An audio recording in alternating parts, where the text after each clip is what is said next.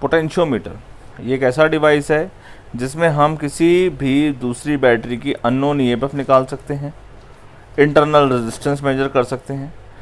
ठीक है, ये एक नल पॉइंट मेथड है।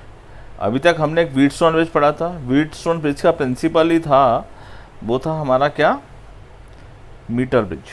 ठीक है, वो हमने लास्ट टॉपिक पढ़ा था। आज हम पोटेंशियोमीटर पढ़ेंगे।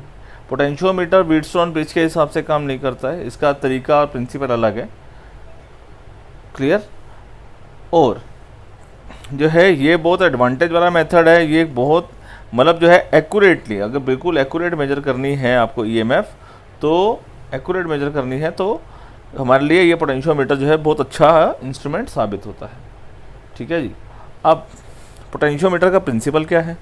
देखो, एक बात तो हमने मीटर ब्रिज में भी समझी थी कि जैसे जैसे एक ये वायर होती थी हमारे पास 1 मीटर की, और जॉकी जो जहाँ पर भी सेट होता था, एक बैलेंस पॉइंट आता था हमारा, जब करंट फ्लो करना बंद कर देता था। अगर करंट फ्लो करना बंद कर देगा, ध्यान से समझा मैं क्या बोलना चाह रहा हूँ, जब करंट फ्लो करना बंद कर देता था तो मतलब गैल्वेनोमीटर के ऊपर, गैल्वेनोमीटर यहाँ पर होता था आपका। ठीक है, गैल्वेनोमीटर में जब करंट फ्लो करना बंद कर देता था तो ये सर्किट पूरा बैलेंस होता था। मतलब पूरे वायर्स में करंट तो फ्लो कर रहा है, ये बात समझने की है, पूरे वायर में करंट फ्लो कर रहा है। ठीक है, लेकिन यहाँ लेफ्ट साइड की रेजिस्टेंस और राइट साइड की रेजिस्टेंस क्या हो जाती है, एक प्रोपोर्शनेट बन जाती थी। ठीक है, कुछ हद तक प्रिंसिपल वैसा है लेकिन नॉट एक्यूरेटली, बिल्कुल वैसा नहीं है। तो समझो क्या चीज़ होती है इसके अंदर, देखो ध्यान से। इसका प्रिंसिपल क्या है पोटेंशियोमीटर का? The basic principle of potentiometer is that when a current flow through a wire of uniform cross sectional area, मतलब उसका यूनिफॉर्म क्रॉस सेक्शनल एरिया है, मतलब क्या समझो कि पूरी तार एक जैसी है, एक ही जैसे एक ही मटेरियल की बनी हुई है, तब उसके अंदर कुछ पोटेंशियल ड्रॉप होगा। ठीक है, पूरी लेंथ के अंदर थोड़ा थोड़ा वोल्टेज ड्रॉप होगा। समझ सकते हो क्यों? क्योंकि जो वायर है वो तो एक रेजिस्टेंस की तरह बिहेव तो कर रही है, तो जब रेजिस्टेंस होगा तो हर रेजिस्टेंस में कुछ पोटेंशियल ड्रॉप होता है। अब वायर तो throughout the wire, corner to corner wire तो एक कंडक्टर है, और हर उसका जो पार्ट है वो एक रेजिस्टेंस की तरह बिहेव कर रहा है। ठीक है, तो कुछ ना कुछ वहाँ पर पोटेंशियल ड्रॉप हो रहा होगा, पक्की बात है। ठीक है, और वो किसके ऊपर डिपेंड करता है? कहता है potential drop is directly proportional to its length. ये इस प्रिंसिपल पे काम करता है, तो इसका प्रिंसिपल याद रखना है आपको। ठीक है, याद हो गया। अब हम इसका इंस्ट्रूमेंट, इसका बना कैसे होता है उसको देखो। सबसे पहले हम यहाँ क्या करते हैं, ये एक जैसे हमने मीटर ब्रिज में लिया था, मीटर ब्रिज में हमने क्या लिया था, 1 मीटर की वायर ली थी। अब यहाँ हम 1 मीटर की वायर की जगह हम 4 मीटर 10 मीटर, मतलब तार लंबी, बहुत लंबी कर लेते हैं, तार लंबी कर लेते हैं। जैसे कि 1 मीटर, ये फिर ऐसे बनाइए 2 मीटर, फिर ऐसे कनेक्ट कर दिए 3 मीटर 4 मीटर, ऐसे 5 6 10 जितनी मर्जी हो सकती है। ठीक है, यहाँ पर हमने मेजरिंग के लिए एक स्केल लगा दिया। क्लियर? इसके बाद क्या करा हमने, इसके एक एंड से एक हाई एंड बैटरी लगाई, की लगाई, रेजोस्टेट लगाया। ये की रेजोस्टेट जो है ये इंश्योर करता है कि इस तारों के अंदर करंट फ्लो करे। ठीक है, यहाँ तक बात समझ में आ गई। इस ए से बी के अंदर, जो आपसे ए से बी आपको दिखाई दे रहा है, ए से बी, ठीक है, इसे हम बोलते हैं ऑक्सिलरी सर्किट। ए से बी को बोलते हैं ऑक्सिलरी सर्किट या बोलते हैं ड्राइविंग सर्किट। ठीक है, ए से बी को बोलते हैं ऑक्सिलरी या driving circuit, A to B.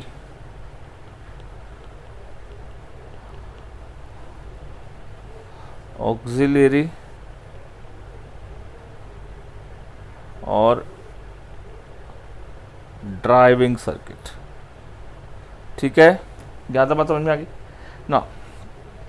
अब कैसे काम करता है देखो, इस बात को, बेसिक बात को समझो। आपको याद होगा V इज इक्वल टू क्या होता है, आई आर क्या होता है, रो इनटू लेंथ अपॉन एरिया। ठीक है, अब आप मेरे को बताओ, पूरे वायर के अंदर करंट तो एक ही जितना फ्लो करेगा, मटेरियल एक जैसा है तो रेजिस्टिविटी भी एक ही होगी, और यूनिफॉर्म क्रॉस सेक्शनल एरिया है, मतलब एरिया भी यूनिफॉर्म होगा। ये मतलब एक सिंपल सी भाषा में बात समझे, तो एक ही जितनी तार लगी हुई है, एक ही जैसी तार लगी हुई है, तार बदलनी नहीं है, ठीक है। तो मेरे को बताओ ये जो पूरा पोर्शन है, ये वाला पूरा पोर्शन तो कांस्टेंट हो जाएगा, तो इसे हमने कांस्टेंट लिख दिया इनटू एल, ठीक है। यहाँ तो बात मेरी समझ में आ गई। तो इस बात को आप ऐसे समझें कि जो वोल्टेज है वो प्रोपोर्शनल टू क्या हो गई, एल। तो अगर मैं एक ग्राफ बनाऊं ये एल वर्सेस वोल्टेज का, तो मेरे को क्या होगा, मेरे को एक स्ट्रेट लाइन मिलेगी, मिलेगी या नहीं मिलेगी, मेरे को एक बिल्कुल स्ट्रेट लाइन मिलेगी। क्लियर। नाउ ये के है क्या, सॉरी यहाँ प्रोपोर्शनल का निशान लगाना है,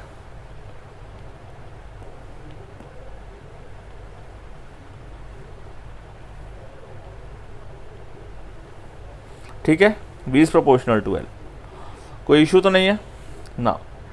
अब आप मेरे को बताओ कि अगर v अपॉन एल अगर लिखूं तो क्या हो जाएगा, ये हो जाएगा k, v अपॉन एल होगा k।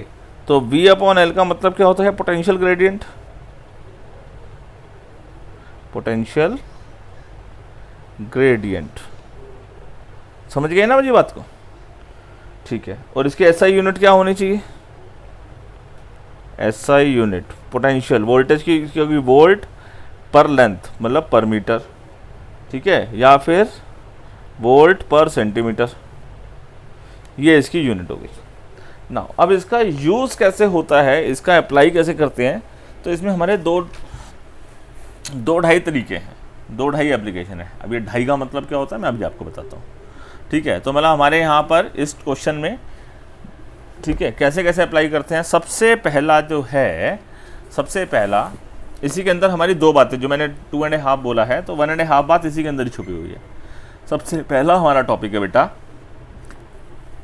Comparison of EMF of 2 primary cells, comparison of EMF of 2 primary cells. देखो सबसे पहले आप बात को समझो कि जितना ये मैंने ब्लैक पोर्शन बनाया हुआ है, देखो अब ध्यान से, ये तो बिल्कुल सेम पुराना सर्किट है, सेम टू सेम, कोई चेंज नहीं है, बिल्कुल वही है। ऑक्सिलरी सर्किट या ड्राइविंग सर्किट जिसको मैंने बोला था वो तो वही रहेगा। अब उसके बाद हमने क्या अरेंजमेंट करी है, 2 बैटरीज जिसकी मैंने ईएमएफ फाइंड आउट करनी है। एक बैटरी ये रही ईएमएफ E1 E2, इसको मैंने कैसे कनेक्ट किया, इसके पॉजिटिव से ही कनेक्ट करना है। देखो ये वाली जो एक्सटर्नल बैटरी जो मैंने लगाई है, इस बैटरी की ईएमएफ जो हमारी इस वाली बैटरी और इस वाली बैटरी से क्या होनी चाहिए, ज़्यादा होनी चाहिए। इस बात को ध्यान रखना पक्का, नहीं तो सर्किट काम नहीं करेगा, ठीक है। ये 2 बैटरियों से हमारी ऑक्सिलरी सर्किट की बैटरी जब बड़ी होनी चाहिए। एक बात समझ में आ गई। दूसरी बात समझो आप, इसको रब करो, इसका पॉजिटिव इसके पॉजिटिव से कनेक्ट करना चाहिए होगा, ये भी पॉजिटिव भी ऐसे ही कनेक्ट हुआ होगा, ठीक है।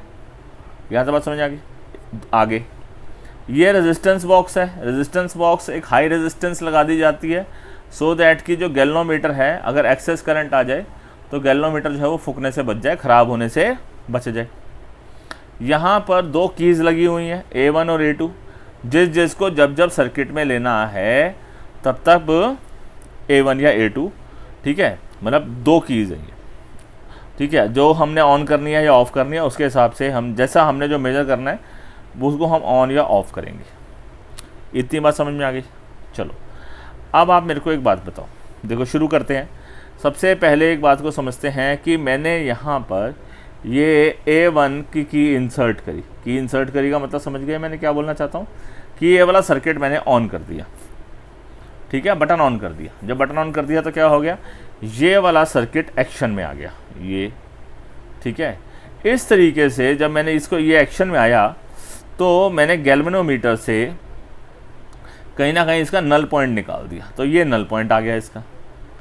अब इस बात का नल पॉइंट का मतलब समझो, ध्यान से समझ लो। नल पॉइंट का मतलब क्या होता है, याद है व्हीटस्टोन मीटर ब्रिज में क्या कहता है कि जब गैल्वेनोमीटर में करंट फ्लो करना बंद हो जाता है, गैल्वेनोमीटर में करंट फ्लो नहीं हो रहा है ना, यही तो बात थी नल पॉइंट की, बिल्कुल वही है। गैल्वेनोमीटर में करंट फ्लो करना बंद हुआ है, इस बात का ऐसे में समझो जो मैं रब करता जा रहा हूँ यहाँ पर करंट फ्लो नहीं कर रहा है।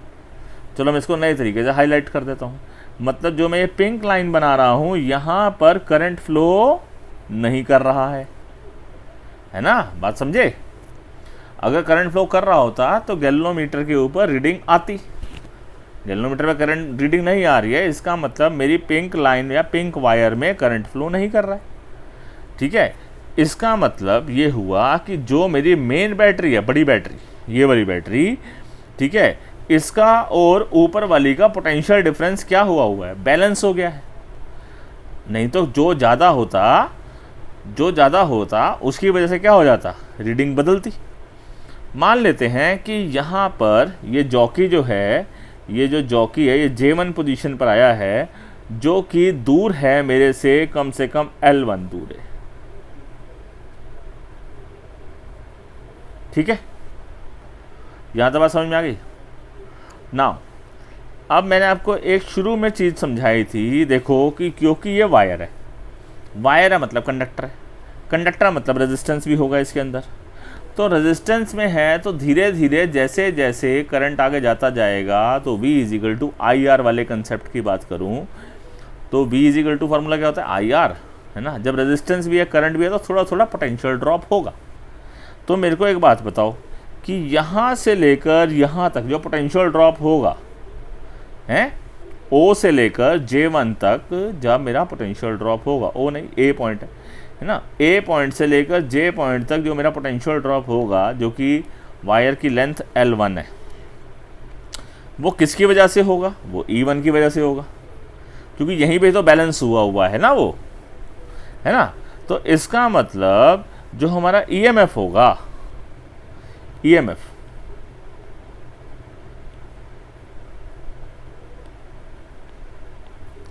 जो हमारा बच्चे EMF होगा, वो क्या होगा, प्रोपोर्शनल होगा लेंथ 1 के। फर्स्ट बैटरी EMF 1 मान लेते हैं। पोटेंशियल ग्रेडियंट तो इस पूरे सर्किट का यूनिफॉर्म ही रहेगा ना, पोटेंशियल ग्रेडियंट में तो बदलाव आएगा नहीं। तो E1 is equals to K times of L1 होगा।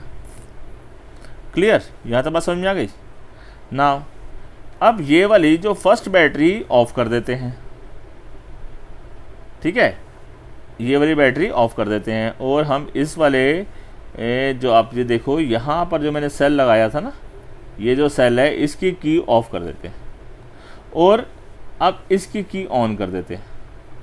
अब आप मेरे को बताओ, देखो ध्यान से, जब अब लगाया तो सर्किट मेरा कौन सा सेक्शन में आ गया, यहाँ से यहाँ से यहाँ से यहाँ। फिर मैंने नल पॉइंट ढूंढा, और नल पॉइंट मेरा कुछ इस लेंथ पे आ गया। कोई भी वैल्यू हो सकती है, वो आगे की तरफ भी जा सकती है, वो रीडिंग यहाँ भी आ सकती है, कहीं भी हो सकती है, डोंट वरी, ठीक है ना। और ये जो डिस्टेंस को मैंने बोल दिया बच्चे L2, ये जॉकी की जो पोजीशन है ये हो गई L2, ठीक है, J2 नाम दे दें इसका, ये जॉकी की पोजीशन है L2। अब वही सेम बात बोल रहा हूँ मैं, क्या कि गैल्वेनोमीटर ने डिफ्लेक्शन शो करनी बंद हुई है, वही तो नल पॉइंट है।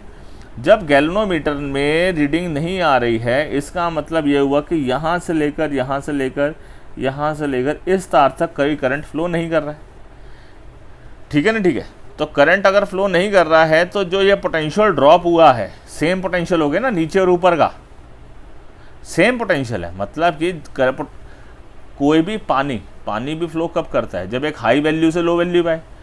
पानी फ्लो करना कब बंद करता है, जब दोनों का लेवल बराबर हो जाए।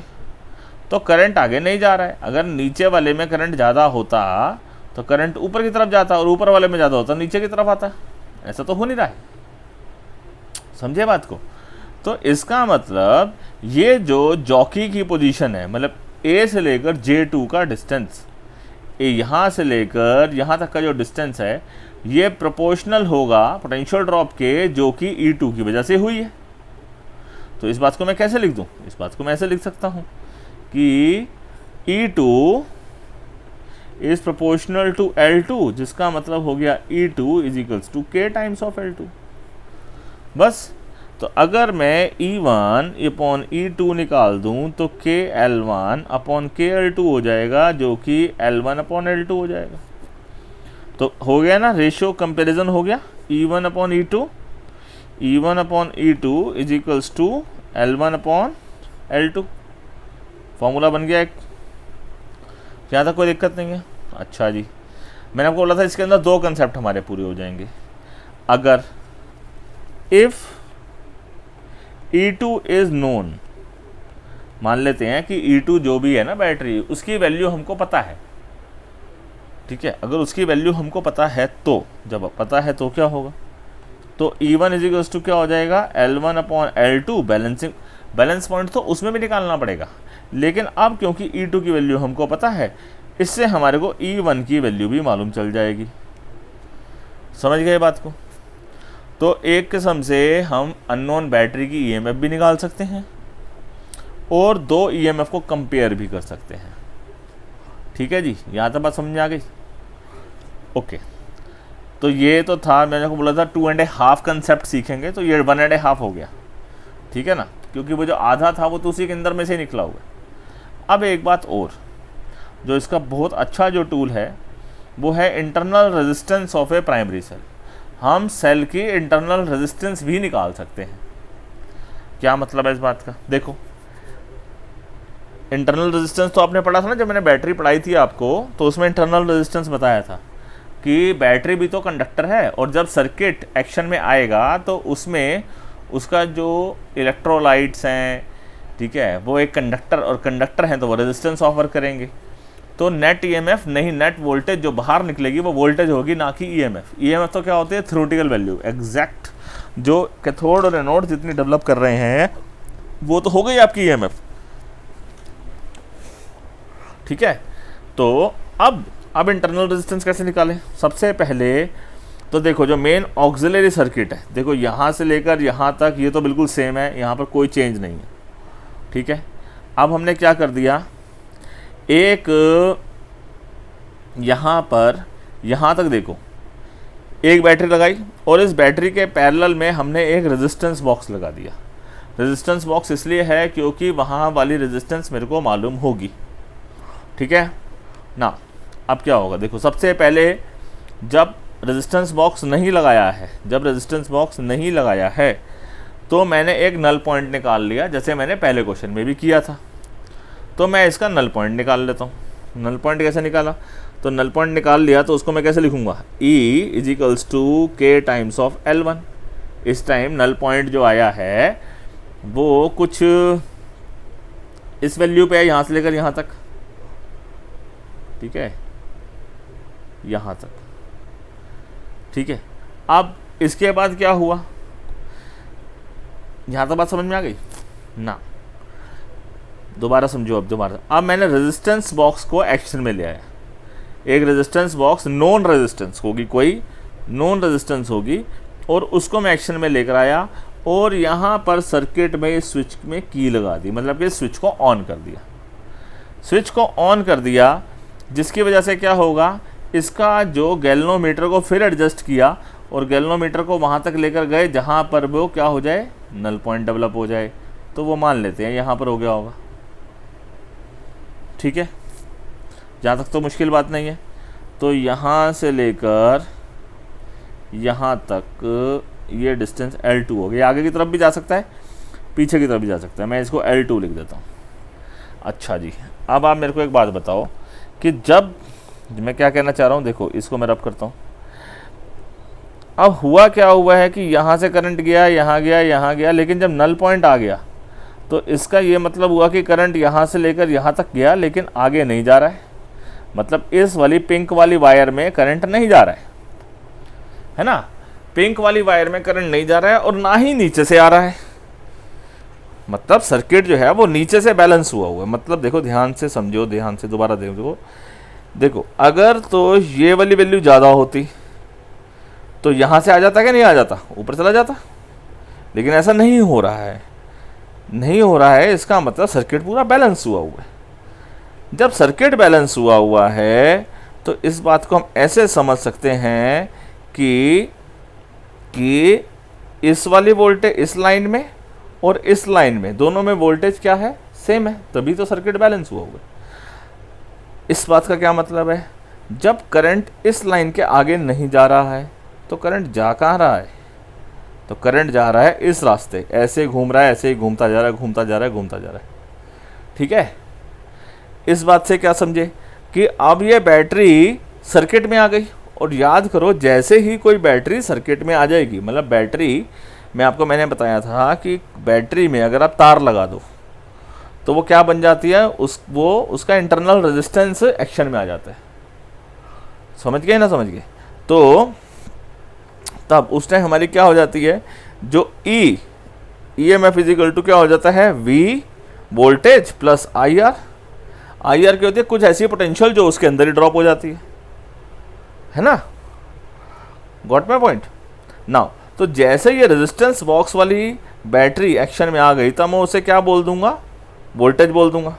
तो वोल्टेज इज इक्वल्स टू क्या हो गई, वोल्टेज कहाँ पे सेट हुई है, किसी अलग लेंथ पे, वो हो गई V इजिकल टू के एल टू। बात समझ में आ गई? तो अगर मैं अब E अपॉन V करूं तो क्या हो जाएगा, के एल वन अपॉन के एल टू। के से के कैंसिल कर दो, क्या हो जाएगा, L one upon L to. Got my point? अब ये जो रेजिस्टेंस बॉक्स वाली रेजिस्टेंस है इसे हम R नाम दे देते हैं। तो पहले आप नाम दे दो, ये क्या हो गया, E upon V is equals to L one upon L two. ये बॉक्स, ये बात तो समझ में आ गई कि नहीं आ गई अच्छे से? ठीक है, ये तो अच्छे से आ गई। अब आगे बढ़ो बच्चा, आपको पता याद होगा, अब इस टाइम करंट सर्किट में दो रेजिस्टेंस है, सर्किट में या दो रेजिस्टेंस है। एक तो रेजिस्टेंस बॉक्स वाली रेजिस्टेंस है जिसे हमने बोला कैपिटल आर, और एक हमारे बैटरी की भी इंटरनल रेजिस्टेंस है जिसे हम बोलते हैं स्मॉल आर। तो इस पूरे सर्किट में, मतलब इस पूरे सर्किट के अंदर, ये समझ रहे हो, तो यहाँ करंट कितना, यहाँ टोटल रेजिस्टेंस कितनी हो गई, आर प्लस आर। करंट कितना फ्लो कर रहा है, आई। ठीक है ना, ठीक है, ठीक है। तो E इज इक्वल्स टू ये हो गया कि नहीं हो गया, क्योंकि आपने पढ़ा है कि E इज इक्वल टू क्या होता है, V plus I R. V क्या होता है, आई आर, ये हो गया आई आर। तो E is equal to I common ले लेंगे तो क्या हो जाएगा, आर प्लस आर। बोलो मुश्किल बात तो नहीं है? ठीक है जी ना। अब E की वैल्यू, E की वैल्यू, ये वाली वैल्यू मैं यहाँ सब्स्टिट्यूट कर दूँ तो क्या बन जाएगा, अच्छा चलो E upon V, E upon V को सब्स्टिट्यूट करते हैं। देखो ध्यान से, यहाँ पर हमने पढ़ा है E upon V is equal to L one upon L two. ठीक है, और E अपॉन वी को हम अलग से सॉल्व एक बार कर लेते हैं। सॉरी,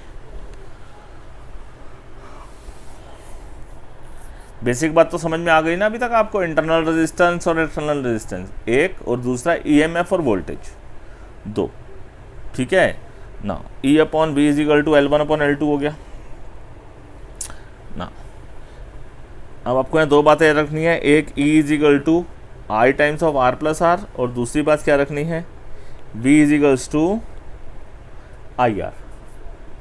ठीक है, तो E की जगह मैं I times of R plus R लिख दूँ, अपॉन V की जगह मैं क्या लिख दूँ, I R is equal to क्या लिख दूँ, L one upon L two.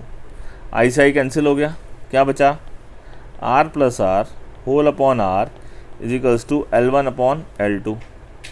इसको कैसे लिख सकते हैं, अलग अलग लिख सकते हैं, R upon R plus R upon R is equals to L one upon L two. R से आर कैंसिल करो, one plus R upon R is equals to L one upon L to.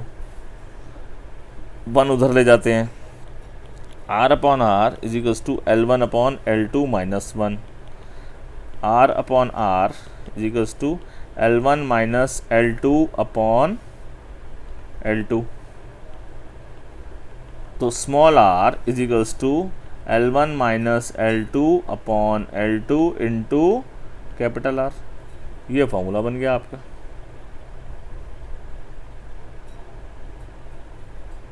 Done, ये बात समझ में आ गई, clear? तो ये इस तरीके से आपकी जो है इंटरनल रेजिस्टेंस कैलकुलेट करी जा सकती है। ठीक है, तो जैसे जैसे अब थोड़ा सा न्यूमेरिकल करते हैं तो आपको ये कंसेप्ट पूरा अच्छे से क्लियर हो जाएगा। डन।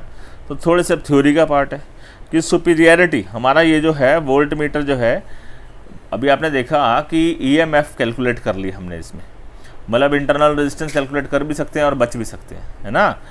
तो कहने का मकसद क्या है कि हमारे से ये वोल्ट मीटर से ज़्यादा सुपीरियर है, लेकिन फिर हम वोल्ट मीटर ही क्यों यूज़ करते हैं? क्योंकि volt meter easy to handle है, ईजी टू कैरी है। छोटा सा मीटर होता है, उठा के कहीं भी लेके जा सकते हो बैग में डालकर। लेकिन पोटेंशियोमीटर एक बड़ा इंस्ट्रूमेंट हो जाता है जिसको संभाल के लेके जाना मुश्किल होता है, बस बाकी और कुछ मुश्किल बात नहीं है। ठीक है, तो ये भी एग्ज़ाम में बहुत ज़रूरी कई बार पूछा जाता है। तो सुपीरियरिटी क्यों है? क्योंकि ये एक नल पॉइंट मेथड है, ये सर्किट से कोई भी करंट नहीं लेता है, इसलिए हम आराम से इसमें पोटेंशियल ड्रॉप, इंटरनल रेजिस्टेंस जैसी चीज़ें आराम से निकाल सकते हैं। ठीक है, लेकिन जब वोल्ट मीटर लगाऊंगा तो वो कुछ ना कुछ करंट जो है वो सर्किट में से लेता है, उससे उसकी रेजिस्टेंस यूज़ हो जाती है, जिसकी वजह से वो एक्यूरेट वैल्यू तो नहीं मिल पाती है, एक्यूरेट वैल्यू नहीं मिल पाती है। ठीक है, तो पोटेंशियोमीटर, कोई पोटेंशियोमीटर सेंसिटिव कब होगा? देखो एक बात को समझो, पोटेंशियोमीटर किस बेस प्रिंसिपल पे काम करता है? पोटेंशियल ग्रेडियंट के ऊपर पढ़ा है ना अभी हमने, पोटेंशियल ग्रेडियंट के ऊपर। तो जितना पोटेंशियल ग्रेडियंट कम होगा, ध्यान सुनना मैं क्या बोल रहा हूँ, जितना पोटेंशियल ग्रेडियंट कम होगा V/L, उतना ही इंस्ट्रूमेंट ज़्यादा सेंसिटिव होगा। V/L मतलब आप वोल्टेज तो उतनी ही हो सकती है, तो क्या करो आप उसकी लेंथ बढ़ा दो। तो लेंथ कितनी बढ़ा सकते हो? जैसे हमारे अभी सर्किट में 400 सेंटीमीटर लिखा हुआ था, हमने 4 मीटर बनाया था, उससे अब 6 मीटर, 10 मीटर, 20 मीटर। ठीक है, जितनी मर्जी आप इसकी लंबाई बढ़ा सकते हो, लेकिन इसकी भी एक लिमिट है, नहीं तो उसको तारों को संभालना बहुत मुश्किल हो जाएगा। ठीक है, अनलिमिटेड नहीं है। तो छोटी आपका पोटेंशियल ग्रेडियंट जितना छोटा होगा, आपकी रीडिंग उतनी ज़्यादा एक्यूरेट आएगी। ठीक है, समझ आ गई मेरी बात? तो किसके ऊपर डिपेंड करता है? तार के ऊपर।